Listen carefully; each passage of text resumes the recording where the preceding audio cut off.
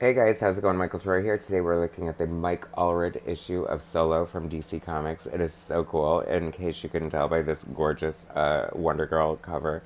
So that's what we're looking at today, guys. Can't wait to share it with you. Subscribe to my channel if you haven't already. Hit that like button. Let's get right into it.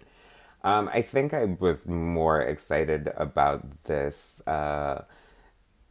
because of my newfound love of Nick Cagnetti and Pink Lemonade, which is very like Mike Allred influence. But I shouldn't say I was more excited because I've been a Mike Allred fan for years. I've collected Mad Men. I have that coming up soon on the show, and some excellent and some other fun stuff by Mike. So what a great classic comic book cartoonist! Like he really captures the love and feel of the 60s vibe, and it is so good. I love the Solo series. It was like a 12-issue series focused on artists. Solo means that they're mostly doing the stories by themselves. Sometimes they have writing assistants or lettering assistant or coloring assistant. Mike Allred famously works with his wife, one of the best colorists in the business, Laura Allred, so she's coloring pretty much everything that he does. So, yeah, colors like Laura Allred. I mean, why would you? I feel like I've seen him maybe color his own stuff here and there, but I'm not sure. I kind of love how, I don't know if there was like a variant cover or what, but the same pose on the inside with Mr. Miracle. I mean, Mike Allred obviously has a reverence for, nostalgic comic books and like Kirby and things like that. So this is a lot of fun. We get this Metal Man pinup. I mean, if it weren't so like entertaining, it would just be worth it for the art alone, just to see the version of these characters. And I love this Bizarro. Mike Allred hate comic books. He especially despised DC comic books. So this whole stupid comic book in your hands am hate letter to DC Comics. I mean, Bizarro is so silly and so wonderful at the same time. I just love Bizarro. Of course, this echoes, I feel like sort of the Super Friends version of the Bizarro, which was low key my favorite. This Our Man story is so fantastic. I mean, I think there's a lot of quirky humor in Mike Allred's work, and it's definitely coming through in this. And this is just so fun. I love everything about this, from the 9 panel grids to the whole concept of like this really long hour in Our Man's life. I mean, he does all this crazy stuff, and it just it has almost a Carrie Callan sort of humor about it, like not that over the top or that sort of disparaging, but a little bit like ridiculing like the whole concept. Like it's just so funny. Like I don't know, he just does other delivers a pizza, goes and plays basketball, paints a house. I mean, and then talks about almost like how he's tweaking on this Miracolo pill. Love that he went and saw like the Fleischer Superman at the movies. That was a nice little ad there. Um, Love the consistent 9 panel grid going through here too, and then breaking it like that. What a great panel there. I just love like the perspective on this, and of course the colors are fantastic. And he like basically ends with picking the lint out of his belly button. Spoilers. I don't know. It's just so much fun. I I really dig this. I think that, I don't know, there should be a whole big nostalgia kind of book like this. And then this is so good too. Doom Patrol versus the Teen Titans. The Teen Titans are throwing a party, and Bruce Wayne's frickin' what do you call it? Hotel penthouse, and then Rita Farr, because she's an actress from the Doom Patrol, has the suite underneath it, and what could go wrong, right?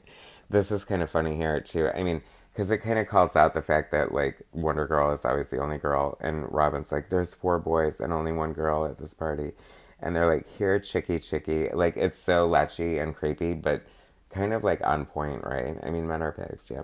So then, of course, we have to invite the girls. Batmite makes reference to not existing in this reality anymore, or in this universe anymore. Funny. I don't know. The humor in this is like consistently hilarious, and this is just kind of like points out kind of the ridiculous of Aqualad. He makes reference to having to take a bath every hour.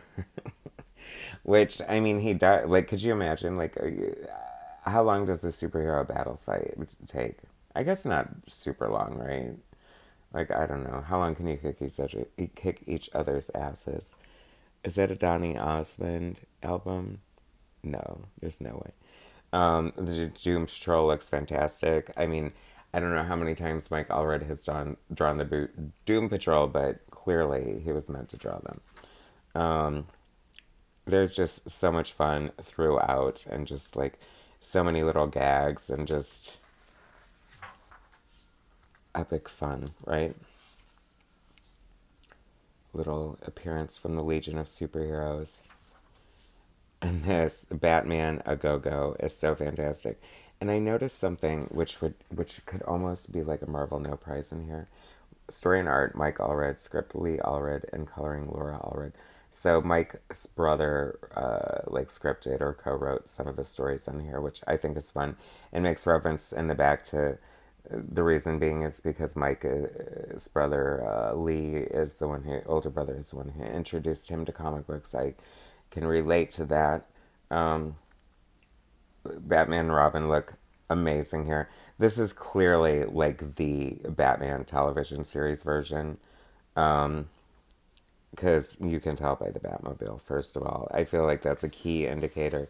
But there's other things as well. And here's the no price. He has no yellow circle, and then on the next page he suddenly does. What's that about?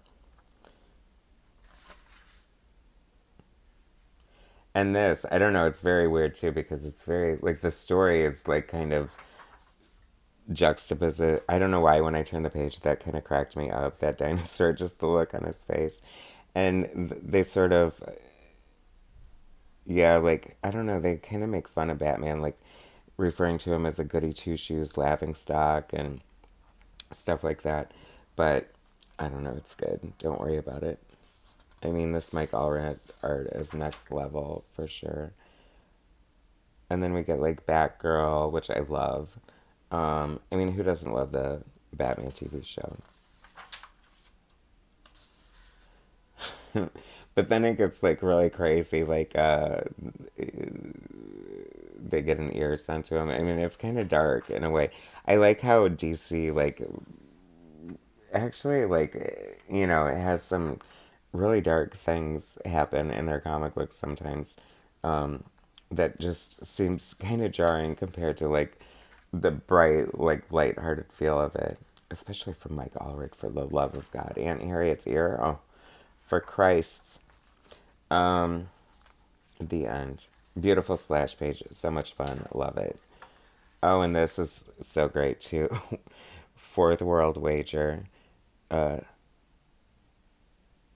they're like, I don't know, it's just so good. Like, basically, Mr. Miracle's an escape artist, and they, like, really, like, put him through the ringer, and he still gets out of it, which I love. But, I mean, it was kind of over the top, in a way.